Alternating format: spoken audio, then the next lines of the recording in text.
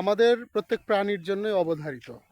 কেননা এটি চিরন্তন সত্য এবং প্রমাণিত সত্য। যুগ যুগ ধরে, অনন্তকাল ধরে এই মৃত্যু সংঘটিত হয়ে আসছে আমাদের সামনে থেকেই।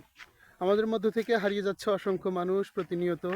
সকাল, সন্ধ্যা, দুপুর, রাত্র, যে কোনো সময় আমাদের সাথী, সঙ্গী, মুরব্বী, আত্মীয় স্বজন হারিয়ে যাচ্ছে আমাদের থেকে।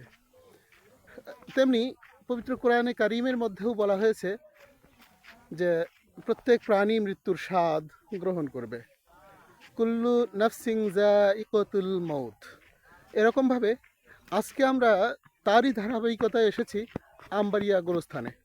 এখানে আজকে দাফন করা হবে আমাদেরই এক আত্মীয়, আমার বোনের, আমার স্ত্রীর বোনের ছোট বোনের শাশুড়ি।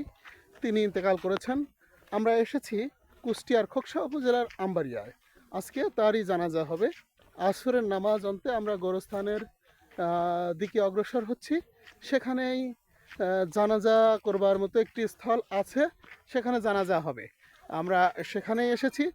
সকলের কাছে দোয়া প্রার্থনা করে আজকে শেষ করছি। আল্লাহ হাফেজ।